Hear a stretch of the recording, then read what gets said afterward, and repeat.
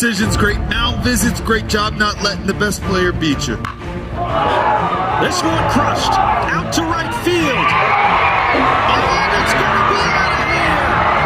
Pennsylvania walk-off home run. Travis Devonic sends him to Williamsport.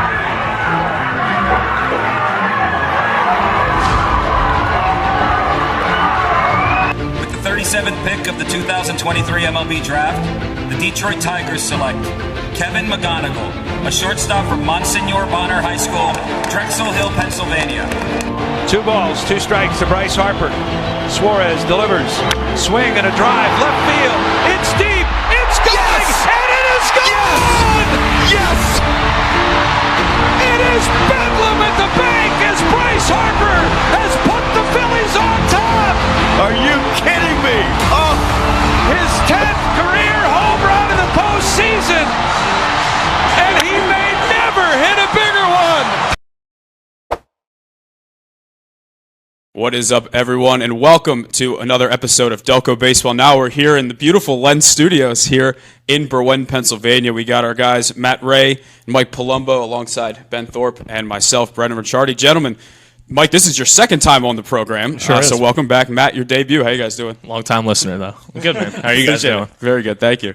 Appreciate you guys having us in. This is going to be our new home for in-person interviews. If there's anyone you guys want to see, please let us know. I think this is going to be a big time for the minor league guys, that are home for for their winter break before they head off to spring training. So I know we got a couple guys on that list. If you guys kind of wanted to start off, just talk a little bit about what your company, LENZ Sports, is, and kind of just what your impact on the baseball industry is. Sure. Yeah, and obviously congrats to you guys on the success, the growth. Obviously we're big fans, we're supporters, and it's been great to watch you guys blossom. Mike and I met back in 2017 at this point, 2016. Sounds about right. On a baseball field, ironically, no other way. And I think both of us at that time shared the same outlook on the industry. At the time, I was just wrapping up high school. Mike was starting at a company called Philly Baseball Training, which is now the Bell Ringers and still involved in that sense. And we had a great opportunity to kind of work together and start our careers there in sports. Mike handling the sales side, me handling kind of the tournament side, and our relationship in youth sports has kind of continued to grow from there, primarily in youth baseball. An opportunity around COVID in the 2021 season came to us, in which I'd say probably 2 to 3 times a week, parents would call us and say, hey, we don't really like our team. We're looking for X, Y, and Z. Where do you think we should play? And him and I had just been around kind of the game long enough to be like, hey, this team's probably a good fit for you guys, right? Finally, we realized nothing existed for that issue. There was no website or platform that had that information for parents to find teams. So that's what LENZ was founded as. It was basically the Yelp for travel sports. And now over the years, I was founded in 2021. We've now blossomed into multiple lines of service in which we run a tournaments company, a merchandising and apparel company, licensing and consulting, and then obviously, as you guys know, media and getting into that space. So for us, the main goal is to basically enhance the experience of travel sports for every boy and girl that plays, and bring the entire experience of travel sports under one roof, because right now we think it's very fragmented. So, yeah. The tournaments part of this especially happened very quickly. It really overnight went from nothing into just within the 2 months of runway, running our first event last fall. That was 40 teams, 45 teams, maybe 50 teams. And both were really like that, and they just became kind of popular. And this year, we've been averaging over 50 teams a tournament this year, and our 2 in the fall right now are actually 70 teams. Like our one that we're running in 2 weeks is going to be 70 teams. It was kind of scary and awesome all at the same time that it happened that fast. And the apparel's kind of been something for us there. We started with a few different partners that we were basically retailers for apparel, and we've been blessed that we partnered with New Balance a couple weeks ago. We love New Balance, and we've been using them. So it felt like it all happened kind of quickly, but we're just trying to figure it out as we go. I love it. So you guys have, obviously with all the tournaments, a big emphasis has kind of been trying to keep everything cost efficient. So, we talked about just having a discussion about just the youth baseball industry, and it seems like a lot of your main mission is kids are getting priced out of the baseball world, and you're trying to help that kind of come back down to earth a little bit. Yeah, I couldn't agree more. Like a huge part of our mission is to give the opportunity for as many kids possible to play baseball, locally, not have to go too far within our area, and not price out, say, what we refer to them as like a break-off team. So if a Little League has a team of kids that want to continue playing in the fall or in the summer that isn't in the Little League, being at a price that they can get people together and it's not too expensive to go play 3, 4, 5 games in a weekend. We think it drives more participation. We want to see as many kids as possible playing baseball and not have, price be a crazy factor in, or a crazy barrier for them to play baseball. Yeah, I think on that note, I think it really speaks to the current health of travel sports. I think 5 years ago, a big theme was, travel baseball is killing Little League. You had these larger organizations that were taking some of the best talent away from Little League because it offered more of a year-round experience. I think if you look at even our customer base is a beautiful example of it.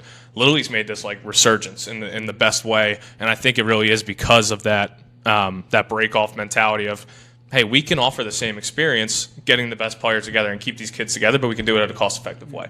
So I do think the pricing bubble has hit a little bit there in the team side, but it's good to see. Little League should stay healthy. These leagues should stay in a good spot, participation-wise, price-wise, et cetera. So yeah, and I think even for larger travel teams, keeping these prices a lot more manageable allows them to hopefully offset that cost a little bit for just the average consumer.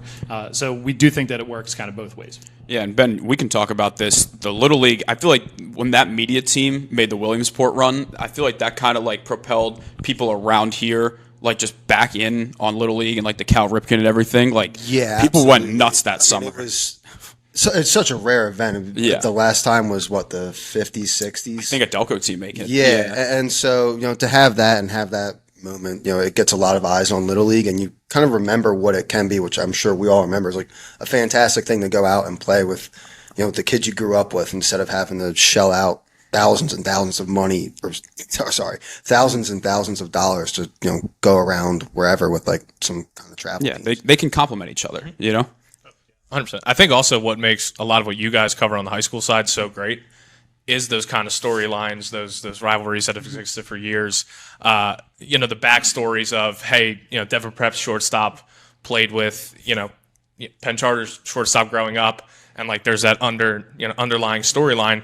I don't know if travel ball offers that same existing thing. There is kind of that beautiful harmony between Little League baseball, building those rivalries, those stories that leads into the area's high school kind of competitiveness. And I'll say too, so this past summer was my first experience, and as I saw you were broadcasting the game, the district championship.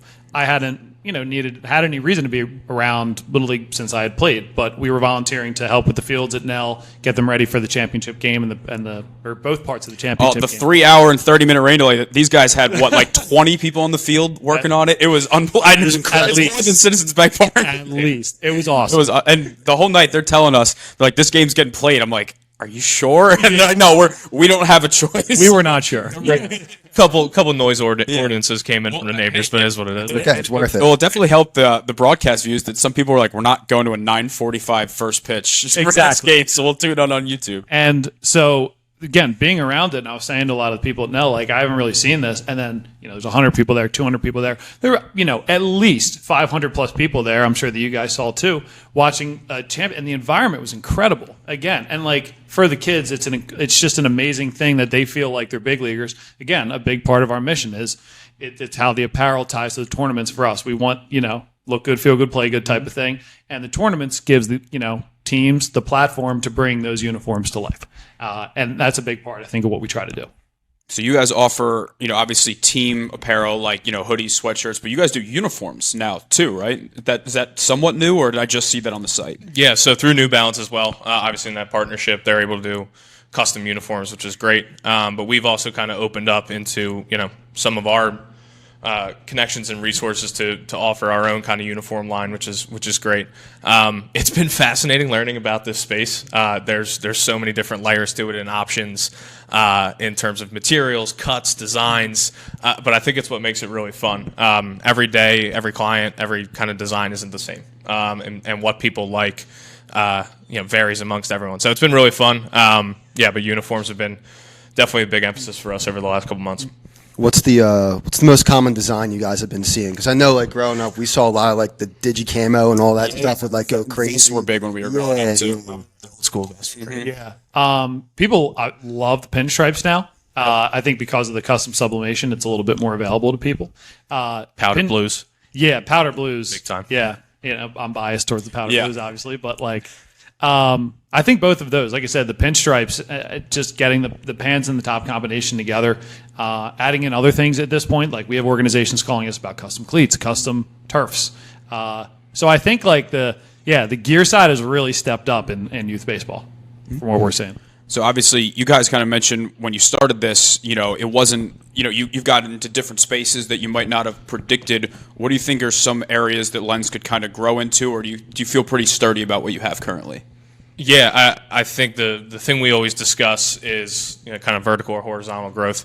Do we take our current model of mainly baseball and softball and maybe move into the West Coast, go down south, or do we really harp on this area being so strong in youth sports and move into the different sports within the area? I think we've settled on the latter. I think for me, working at the professional level and here, this is the sports capital of the world, in my opinion. And there is something really special about this area in not only in which they invest into sports, but just the participation level. So I think for us, new sports in this area to be announced very soon, and just continuing, again, to kind of grow those different lanes within the whole travel sports experience that, any boy or girl can go through their youth sports experience under a LENZ product. Yeah. And a shout out to our friends at Visit Delco, they're a sponsor of ours, trying to bring in more people from out of town to come in here and to play baseball tournaments. So that's, I think, the next kind of frontier with our tournaments is we want to continue investing in these communities around us. Whatever happens, a few years from now, who knows, it could be further out. Want to continue investing around here and bringing in some of these teams from New York and Ohio and maybe drivable states, and it'll eventually evolve into, maybe states we have to fly in from. I think that will be really, really cool for the people not from here to see how awesome sports are around here, and then also for the teams in this area, because like we all said, we all, played against someone growing up, you end up seeing them 100 times, and it's great. But it would be really cool to play against, again, a team not from around here. And that's kind of what the next thing for us with our tournaments is bringing more, maybe outside, a little bit more outside. It's like you want people to think of it like, oh, we're going to Cooperstown, or oh, we're going to Diamond Nation. It's like, oh, we're going to Newtown Square, or Devon Prep hosts some of the ones as well, right? Yeah. Yep. We use Devon Prep as well. Speaking of that, Devon Prep. Yeah. The baseball squad, a great, really breakout year for the squad. You got 2 recent commits, right? Sure do. This guy's looking pretty good for you guys. Both Delco guys too. That's right. Caleb and Liam, was that the other one, right? Liam Jung, Caleb Flannery. We have, I would say, off the top of my head, I apologize if I'm missing anyone, but like 6 players from Delco, probably more. A lot more Delco players than even I knew when I took the job. But it has been it's been amazing. I couldn't be more grateful for the way that they've brought me, and I say that all the time. They've brought me into their culture over there.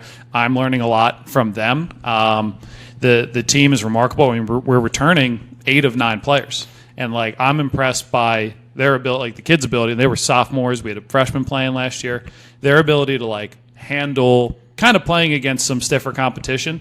They handled it really well. I think they're really poised, really confident. So we have a pretty good outlook on this year, I think. Yeah, I mean, we were talking last year because you guys had that win and get in game against Carroll. Yeah. And we even said even if you don't win, they're playing a meaningful basically a playoff game. Yeah. And won that one. Goretti was the first round. Yep. Right. So I was talking to shout out my guy Joe Martin, first ever podcast guest. That's right. On this show.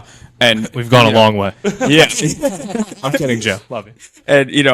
And I was just every meaningful game they get is important for their development. I could not agree more, and that's what I'm saying.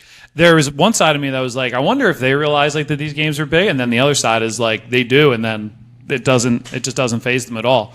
Could be that Delco toughness, but whatever it is. But yeah, it was really cool. It was really cool to see them kind of again form their internal culture. Kind of find out who they were, find out what they were good at, playing wise, and just kind of caught a little fire down the stretch. We ran into a really, really, really tough team at the end with LaSalle there, but all good experience. What do you think? Game of the week at Devon Prep this year? Could be. It's a great place to. It's probably my favorite place to watch a game, Yeah. just with the bleacher seats. You guys beat me, so we got to get you guys out a little more. Yeah. A couple more games. Like a Bonner, O'Hara, Yeah. Carroll, or one of those. The non-conference games are tough because you got to save your pitching for 100%. like when we did the Dollar Dog Day. Joe texted me before. He's like, "I apologize," because he just knew you guys just didn't have many conference arms.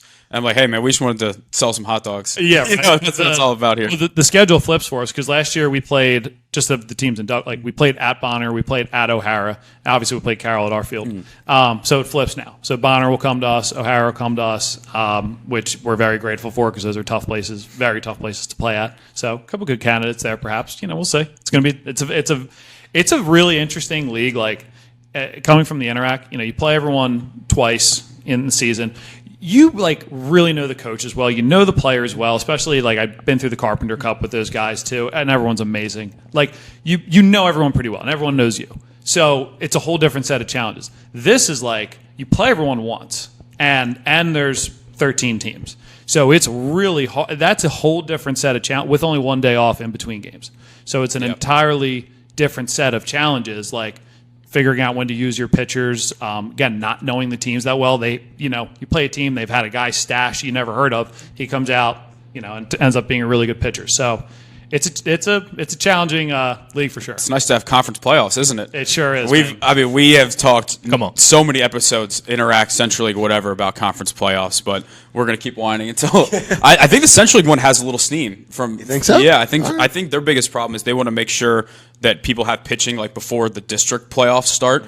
Right. And my theory is just you don't need to play 16 conference games, just kind of shorten that and then conference playoffs. But maybe LENZ can back a Interac one, maybe an unofficial one. Who knows? I know a few guys in the Interac who would like that. So. I think so too. Yeah, they should look into that. All right, anything else you guys kind of want to add just about the LENZ experience, how you can help really anyone listening, whether it be player, families, organizations? Yeah, I honestly would love to dive into, and I'd be curious kind of your guys' take as well, as you've kind of covered some of the District 19 stuff over the last couple of years. At least the impact I think we've had on local leagues and local baseball and having that be our driving mission. I think when these tournaments come to these towns or maybe parents or families are a part of the tournament, the experience is obviously very centered on the team, and I don't think fully people realize everything that goes into one of these large events for a town, right? Not only is the league making money through concessions, donations, whatever it may be, the area itself is being impacted a bunch. And I think the opportunity Mike and I have had over the last year to bring a lot of people into this town, small businesses are benefiting, the township's benefiting, but more importantly, I would say the health of the Little Leagues in just this area, averaging around 600 to 900 kids, is crazy. And I don't really know how popular that is or common that is amongst the rest of the country. I'm curious, you guys, covering District 19 as a whole, where do you see the direction, at least, of Little League, going from here? I think like we had said, I think people are finding the balance of travel ball and Little League. I think, I pretty much our mentality is just try and make these kids feel like they're superheroes, with the interviews. I know when Dave interviewed the kids after the game at the Nell one, they all love it. It's a good question because we don't really do Little League. We're still kind of really diving in. High school is really our main bread and butter and everything. But I would say that I think also Cal Ripken seems to be a good good as well. Ben's a Springfield guy, so the Cal Ripken. And I can attest to the same thing. We would host tournaments. We hosted the state tournament, a regional tournament at Springfield over at Netherwood Park, and just the business that all the small businesses. There's Slack's Hoagie Shack right next to the field. The business they would get from all the people going to games and trying to find it's huge. Yeah, our Suburban Showdown tournament 2 weekends ago, 71 teams. We did over $150,000 in economic impact in 2 days. I think we had something like 7,000 total attendance, over 1,000 athletes. Those aren't small feats for a town like a new town square. And speaking of the Cal Ripken thing, I don't know if you saw the news they announced yesterday with Unrivaled Sports. Basically, I didn't see the news, no. Yeah, basically I think their goal is to see if they can rival the Little League World Series, but doing a Cal Ripken version. So they're going to sign a licensing deal with CBS, so the games will be streamed on that's CBS. awesome. Okay. Everything will be at Cal Ripken's main complex. Down in Aberdeen? Yep. Okay. Yeah, and it's the top 16 12U teams, like travel teams in the country. Yeah, I mean, we definitely noticed while covering the stuff this summer that like it's the brand of Little League that draws the people in. Like we're covering, I think the Nether Swarthmore team won one of the age groups. We had a couple teams go far into it. They just didn't get as much like traction, as because it's not the race to Williamsport, which is a shame because like it's very similar levels of competition you'd think, based on teams that we see. Especially at the high school level, it's the feeder programs. You would see some Ripken teams beat some Little League teams. Some Little League teams beat some Ripken teams. I think it's very comparable baseball either way. In a weird way, this is like almost like Live Golf's moment for like it kind of is the competing thing. So it'll be interesting. There's plenty of steam. It's a $40 billion industry. Yeah. So. Yeah, I am I'm very curious to see how that goes with Cal Ripken and Unrivaled. But like you said, I mean, great players everywhere. I like I said, going back, the intensity, the enthusiasm in baseball locally is just remarkable, and I think it's only going to get better, and hopefully the experience only gets better for kids, and this is what we're trying to do as well in a lot of different ways. I know someday LENZ Field at Delco Baseball Now Park is going to be the site for some big baseball games. The debate we have is turf or grass. That's the one we have. Depends. I mean, I don't know the money side of it, but just there's so much rain up here that unless you have a legit grounds crew or a legit tarp, I feel like turf's usually the way to go. But I mean, a legit grounds crew. that is true, man. Those tarps are shockingly expensive for a full size field. Oh yeah, it's actually not as bad as you think. Really? Yeah. I thought those. Someone told me we looked into it. It's really not. I thought it was going to be outrageous. It's really not. I mean, talk about another huge topic that is right now of investments into these turf or larger complexes. Our model almost goes against it. We'd rather leverage local leagues of existing fields. But yeah, I mean, it feels like every other day there's a new 7-field turf complex going up in Saskatchewan. It's like I don't know where that is, but and listen, all the power to them. I hope they do great. But yeah, it's fascinating. Things are popping up everywhere. Yeah, and years ago when I was on the show for the first time, said that to you guys back then, like what you guys are doing to showcase this locally. I think this is something. I can't speak to every county, obviously there's too many to count, but like what you guys are doing, I think is going to become the norm in a lot of different counties. And that's why we were like so blown away by it, because look at like the landscape of how, sports are being covered, how much that has all changed. And I think the attention of high school sports, I mean, college sports obviously gets just as much as the pros, probably, right? 100%. But what's going to happen with like high school sports and amateur sports is going to start, being a huge part of it. Yeah. I always say this, the gap between pro sport and amateur sport is closing rapidly. And people want to say that it's a bad thing or I don't, yes, it's happening quickly. That's a whole other NIL conversation, Yeah. But to me, you guys are ahead of the curve because whether you like it or not, it's coming. And the way, high school sports will eventually be covered, whether it's, obviously through social media, but, through media in general, I'd say give it a year. It's going to be pretty much the norm. So this is really exciting. I think anyone that thinks it's hurting the game, I think at certain levels we need to be realistic about it, right? Like, our marketing team, I think, is the best in the business, and what Luke and his team are able to do with miking up players at our events. And, there's people who talk about it all the time, like, this is ruining baseball for 9 and 10. It's like, they're 9 and 10. Like, I think 5 years ago, we were so worried about a lack of participation at that age. Now participation's way up, and we want to complain about, they're doing TikTok dances when they hit a double. Well, at least they're here. They're right? Here. At least they're here. They're here. Yeah. What are we supposed to, right? Have whatever conversation you want when they're entering a college program, but they're 10-year-olds. Let them just be around the game and enjoy the game. So yeah, it's fascinating. But yeah, you guys are right on the precipice of pretty much what's going to become the norm. I appreciate it. Yeah, and we're not oblivious to know that baseball can be a bit boring sometimes. We can all admit that. But like our job is to try and basically tell stories is the best way I can put it. But just like when we go to a game where one team feels like they were ranked too low in the power rankings and they're out to prove something, we got I'll never forget, it was the Pencrest game at Maple Zone. Their whole team is just chirping us on the way out after they won. They're like, yeah, how about those rankings? I'm like, that's what we want. I want them to be, using us as motivation, right? Like we're just doing our best to entertain and inform. And, if that can add a little storyline, then, what's wrong with that, photo. And the Venmo I sent you earlier is completely unrelated as to why Devin will be number 2 in the power rankings. You know, that doesn't matter. Yeah. That has nothing to do with it. We like it when we're a little. It's the powder blue. It's the powder blue jerseys. It is. That's what gets you in the top. Hey, merch sells. Yeah, merch sells. Yeah, and when it comes to, like you said, all the attention around it, mic'd up and doing dances on the field, and you hear people all the time being like, "Well, is the game being played the right way?" These are two very different things. Like playing the game the right way and then having fun with it are two extremely different things. And I never really hear the people talking about the game not being played the right way. Well, are you talking about like how they're communicating with their teammates, how they're communicating with their parents, what their character is? That part is, you don't hear that much, but you do hear the other side of, well, I don't want them dancing when they get on second base. I don't know. I feel like the first part probably is a little bit more important. Agreed. So long as they're doing Yeah. that. If anything, the mic'd up, those kids are talking more about communicating because they want to look like they're, always at it. Yeah. So we have 2 more tournaments this fall or just 1? We do. Our one, Malice in the Main Line, which is October 10th to the 12th, is our last actual LENZ event for the 2025 slate. Right now we have 71 teams coming. So another action-packed weekend for our events team.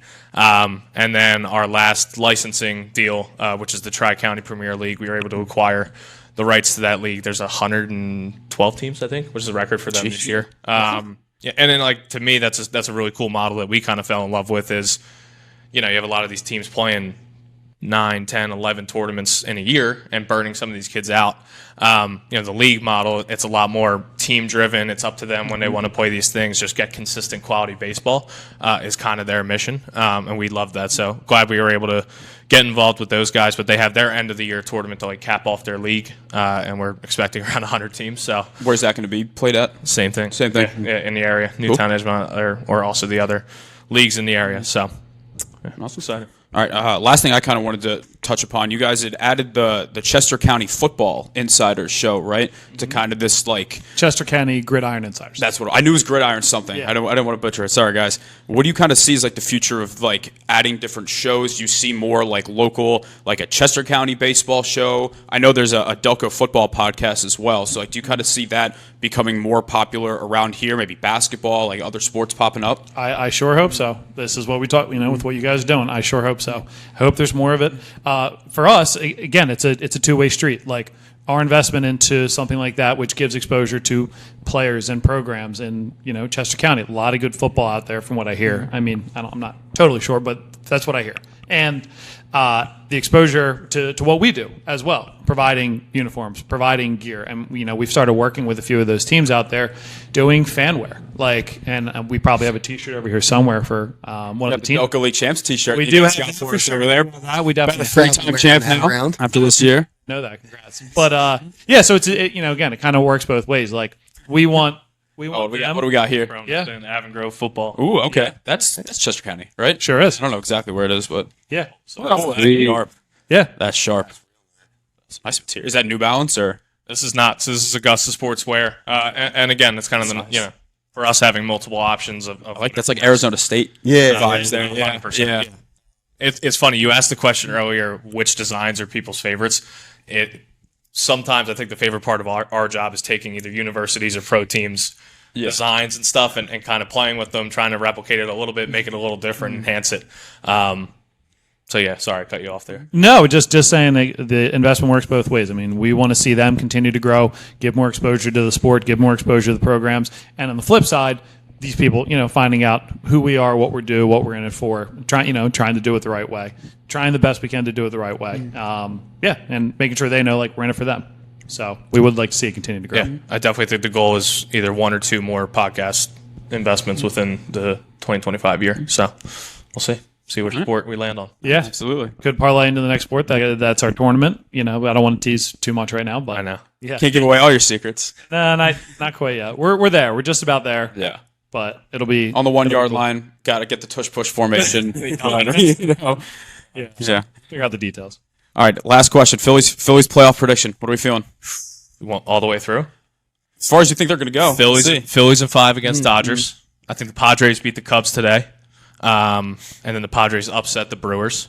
I think we then go 4-1 win against the Padres. Just like 2022. Okay. And I got the Phillies in 6 in the World Series. Against? I think I picked the Mariners. If the Red Sox win tonight, Ooh, that would be fun. I like that pick. That would be fun. Pick. I don't want to go through the whole bracket, but I have been saying since the beginning, Phillies, Mariners. Yeah. I think the Mariners are a real good ball club. I think, like, you're scarred by the Phillies so much growing up. It's so easy to be, like, bearish on what they're doing. This year's team, man, I mean, I don't know. They seem to have beaten everyone's best and gone to the toughest places and win. I think they're really versatile. I just think they have everything they need, especially with Durant now, too. I think they have everything they need to finally get over the hump. I think the biggest. I'll eat these words in about a week, but I'll just say the biggest thing. They actually feel like they have bench bats that can contribute. Oh, yeah. Like Sosa, Otto. Yeah. I think Weston will probably just exactly because sure. Johan Rojas is hurt. Have they decided on? I guess they haven't decided on the roster yet, right? I don't know when they have to. It's probably It's got to be out by now, I feel like. either today or tomorrow. I would think. Yeah. What's your prediction on who's throwing out the first pitch? Saturday. Ooh, Can Wheeler move his arm? Well, because I went in 23 to game 1 against the Marlins, and Hoskins threw out the first pitch. Yeah. Because that was the ACL year. If Wheeler can throw, A little different injury. yeah. because he just got a surgery. There's no way. Maybe he could probably throw lefty harder than the Go rest of us. Yeah. I could see them bringing out like a Jason Kelsey, like dragging him back out there for another one. Right. Fire up the people. Maybe Howard just because he's in everybody's brain because Schwarber almost broke his record. Yeah. I can see that as the first pitch. Dugan, all the Philly legends. Yeah. yeah. I don't know. I do think this is the year that they're gonna get over the hump. Fingers crossed. I think whoever wins this series will win. That's the whole where thing. That's kind of that's where Consensus. We'll see what the Dodgers have out of the bullpen. I don't know, man. If they, just make for once. Just don't chase every pitch out of the zone and let their starters go 7 innings. Yeah, I mean, we got Dave Roberts hooking a guy with 2 strikes. Yeah. Like, I don't know how much he's even confident in their bullpen. Yeah. So All right, you got any last words here? I'm just excited to get this LENZ studio going here. I know we'll have a ton of good in-person interviews. Yeah. Eventually, we'll show you guys the office drum set. Save that. You gotta work your way up to Anyone who follows me on social media and LinkedIn, you've seen the stories behind it. So yeah. That'll be for another thing. I always appreciate it. All right, man. Thanks for Thank you, guys. Look forward to getting rolling. Thanks.